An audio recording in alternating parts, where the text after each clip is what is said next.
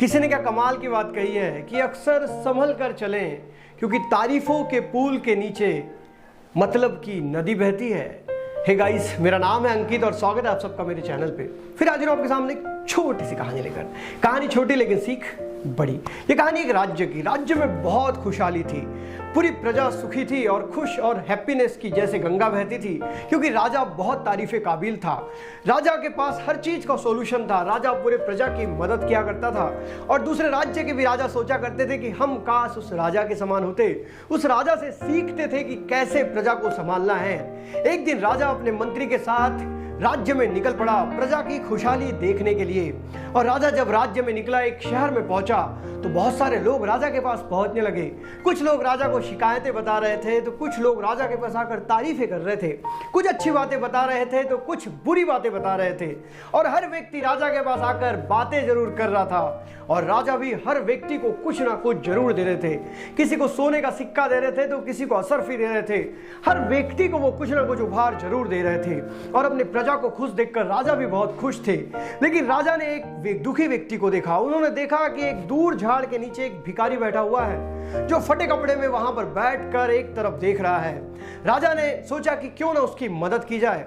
राजा ने उस भिखारी को बुलाया और उस भिखारी को सोने का एक सिक्का दे दिया। वो सिक्का देकर वो भिखारी बहुत खुश हुआ, क्योंकि उसने अपनी जिंदगी में कभी सोने का सिक्का नहीं देखा था। उस सिक्के को लेकर वो फिर अपनी जगह पर जाकर बैठ गया और एक्साइटमेंट में वो अपने सिक्के को जोर जोर के उछालने लगा। एक बार सिक्के को उसने इतने जोर के उछाला कि सिक्का नाली में जाकर गिर गया और फिर वो भिखारी उस नाली में उस सिक्के को ढूंढने लगा। वो उदास हो चुका था। राजा ने ये देखा कि वो भिखारी का सिक्का नाली में गिर चुका है। राजा को लगा कि उसे फिर से सिक्का देना चाहिए और राजा ने उसे फिर वापस बुलाया और एक फिर सोने का सिक्का दे दिया। उस भिखारी ने उस सोने के सिक्के को जेब में डाला, फटे हुए कुर्ते के, और फिर अपनी जगह पर जाकर वो नाली में फिर से उस सिक्के को ढूंढने लगा।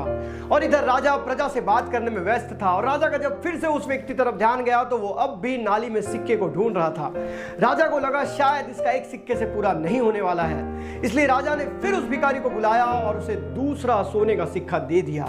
भिखारी ने वो सिक्के को जेब में डाला और वो फिर अपनी जगह पर जाकर नाली में फिर से उस गिरे हुए सिक्के को ढूंढने लगा।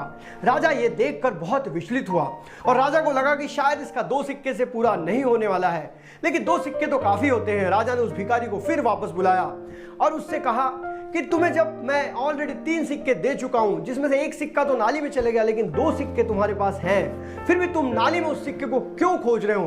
तुम्हारे पास जो है उसमें खुश हो जाओ, बढ़िया, तुमको 2 सिक्के मिल चुके हैं।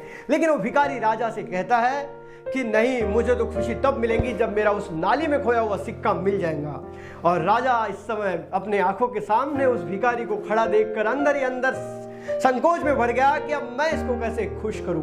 दोस्तों, छोटी सी कहानी, लेकिन ये कहानी हमें बताती है कि हमारी जिंदगी में, हमारी दुनिया में भी बहुत से आपके जैसे और मेरे जैसे लोग हमेशा पिछली बातों में उलझे रहते हैं। मैं हर किसी की बात नहीं कर रहा हूं, लेकिन मैक्सिमम लोग इसी प्रकार से विचार करते हैं। जो खो चुका है उसके बारे में सोचते रहते हैं। जो नाली में एक सिक्का खोया हुआ है, उससे ज्यादा भगवान ने बहुत कुछ तुम्हें दे दिया है, लेकिन फिर भी जिंदगी में हम उस खोई हुई चीज को ढूंढते रहते हैं और कभी खुश नहीं हो पाते। दोस्तों, जिंदगी में खुश रहने का की एक ही है, वो है वर्तमान में जीना। जो इंसान वर्तमान में जीता है वही इंसान खुश रह पाता है। नहीं तो उस भिखारी की तरह अगर हम भी उस नाली में गिरे हुए सिक्के को ढूंढने में अपनी जिंदगी को जाया कर रहे हैं तो हम भी अपनी जिंदगी में कभी खुश नहीं रह पाएंगे। इसलिए अगर जिंदगी में खुश रहना चाहते हो तो वर्तमान में जीना सीखो।